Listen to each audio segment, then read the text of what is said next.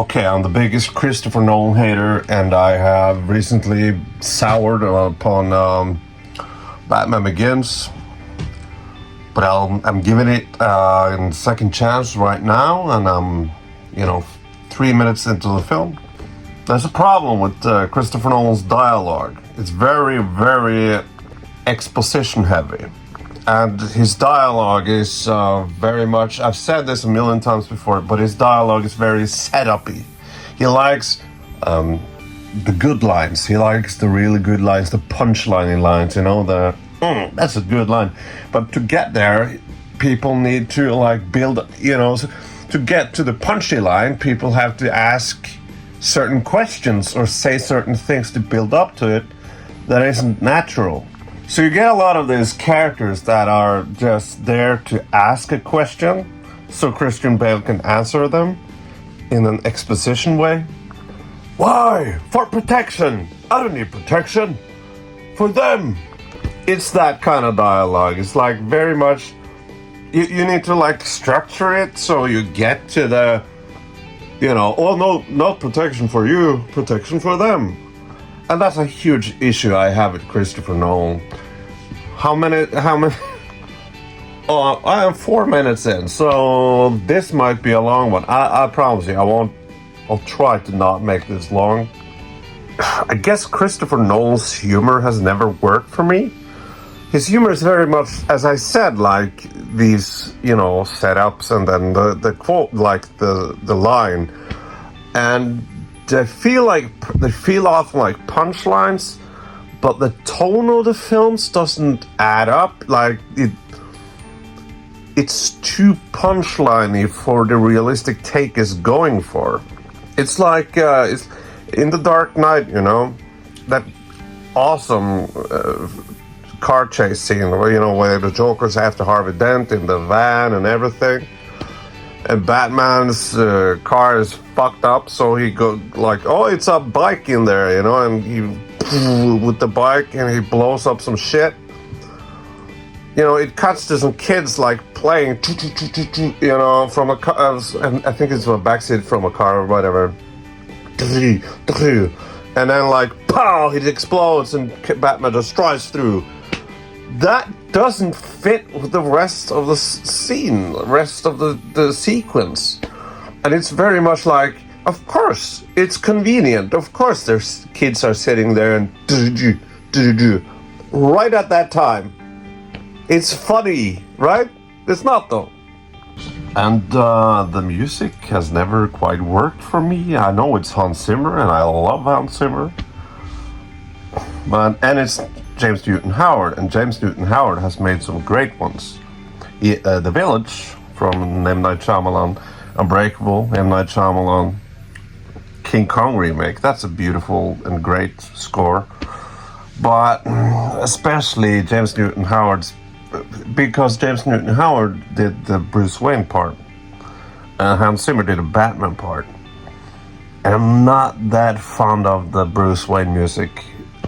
Also, I think the dialogue is very, as I said, very explainy. It explains so much to the audience, and then you have the sappy piano music, and I always also, what do we fall, Bruce? What do we fall to so we can learn to pick ourselves up? It's I think that line is a bit clunky, and that's a Christopher Nolan thing. You either die a hero or live long enough to become a villain. Do you though? It sounds good, kind of, but do you though? And the learn to pick ourselves up is clunky,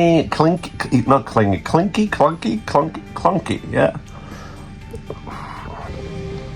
And I gotta say, the whole Rachel thing, that character, and Batman Bruce Wayne's connection to her is not that interesting.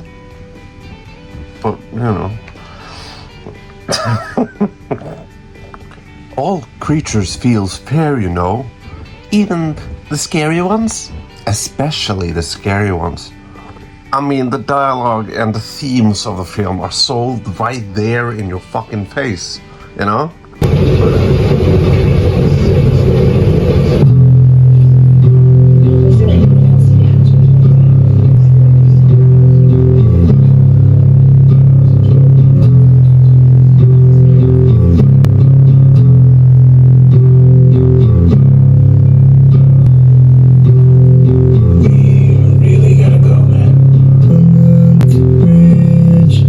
for fuck's sake, that scene alone tells so much with so little. There's no exposition dialogue, there's no heavy themes. There are themes, but it's him looking at a fucking kid who just lost his dad, who was the mayor, in the crime scene. He looks at the kid, we look at Batman, and the kid looks at him, and he just stares at him. And Gordon has to say, "We gotta go, man." You know, because he forgets himself. He just sees himself in this kid. Nolan could never do anything remotely like that. You know, well, The Dark Knight is great though, it is. People say that the Batman is boring. I actually find this kind of boring. It's as I said, the dialogue is very obvious. It's cut backs and forth to scenes that are very, again, obvious. It's like, oh, his dad was great, and now his dad is gone. Oh, and he has a mom. And they all have their lines, and they have the speeches, and it's very easily done. Like, structurally, it's good, but it's... I just don't care that much about his training. And when it comes to Gotham, it's very, very yellow and brownish, and that, I think, Matt Reeves did so much better, the whole Gotham. And since Christopher Nolan he failed with making Gotham, you know, like a Gotham. He just made it like Chicago in the next one. It works in that one, you know, but this is claustrophobic, not in a good way. A lot of the sets feels like sets. I'm just not that intrigued in any of it. As I said, I think it's the dialogue. It's very obvious, very much. Yeah, we know the themes. We know it. And yeah, the board member, Rutger Hauer from Blade Runner, he's kind of a bad guy. And you have, didn't you get the memo? To Morgan Freeman, because he's fired. And later on, Morgan Freeman says the same to him, Rutger Hauer. Didn't you get the memo? It's like, oh, you got him. But yeah. He was the bad guy in the boardroom, and he got what he deserved. And Rachel says, "It's not who you. It's not who you are under. Yeah, it's not who you are underneath. It's what you do that defines you." That line in itself is good. I like that. But when Rachel, what's her face, Dawson Creek lady, says that, she would never say a line like that. That girl? No, she would never say a line like that. And it feels... that line would work better off when it comes from someone else, or if it's said one time, but it's said not necessarily several, but the thing that it's saying is said several times. The themes, they hit you over the head with the fucking themes, you know? Am I the only one who thinks this movie is boring? I can't be the only one, right? This is a problem, me making videos all the time while the film is going on. That's a problem. Maybe I'm too stupid to understand the film. Maybe I'm too dumb, you know? How the fuck isn't this boring and melodramatic and preachy? I don't suppose there's any way Feels like a soap opera. Just stand for my parents. we all love it, Bruce. What Chill did is unforgivable. Then why's your boss letting him go? Another speech from Katie Holmes. He's destroying everything that they stood for. It's a speech. It's a movie with speeches, you know? Then Bruce Wayne goes into Falcone, and Falcone also gives him a speech. That is very on theme, and he gives Bruce Wayne a speech about fear and the power of fear Oh yeah, the theme is about fear too. Yeah, it's about justice and revenge and fear. Trying to prove something to yourself. This is a world you never understand, and you always fear. But you don't understand. God bless Tom Wilkinson. I always liked him as an actor. Always delivers. He delivers in this too. R.I.P. He is the one who plays Falcone. But Stanley Tucci. No, fuck. John Turturro plays Falcone in The Batman. And that family, the Falcone, he is much scarier. It's much more intimidating. And if you say, oh, you can't compare this with The Batman all the time. Well, I can though. Because when this came out, we didn't have any better. We had the Schumacher films and we had the Batman 89. And this was fresh and this was new and this was exciting. But now that we have better, we have the Dark Knight and we have the Batman. This isn't great in retrospect. This isn't great at all. It's quite boring, actually. Fool, what the hell do I care what your name is? You're a criminal. What was your friend you would? Tell that to the guy who owned these. That scene is exactly what I mean. It's like, oh, he steals from himself. Yeah.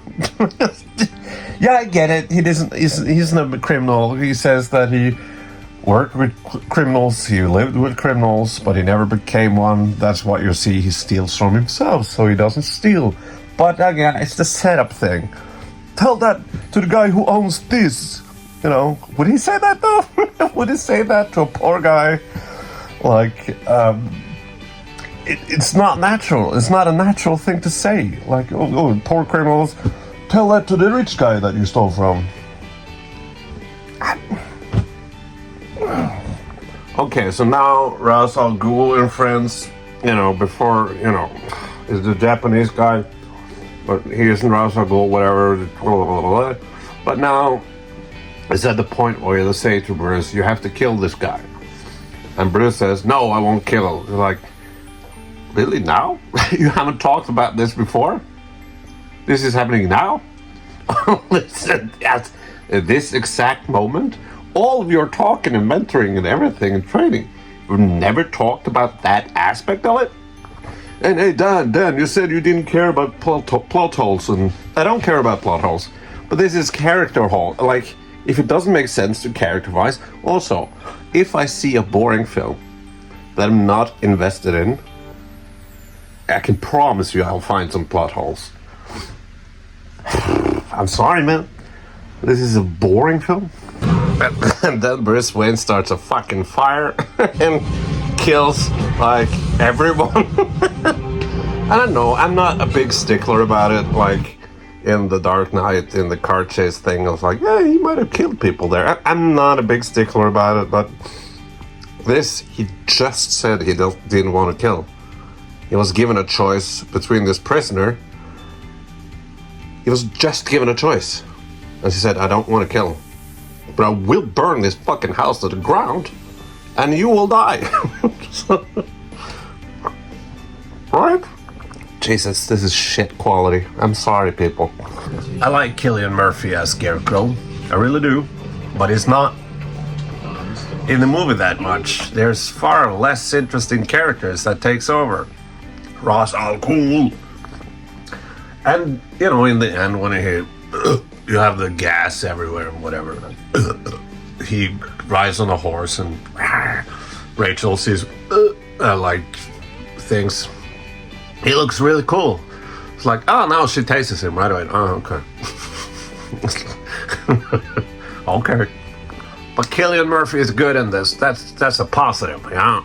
Tom Wilkinson, Cillian Murphy. I really like Liam Neeson, but this character isn't very interesting. He does his best. Christian Bale is good. Michael Keaton is good, of course. But the dialogue. There is this mystery thing, and Batman becomes a detective for 5 minutes.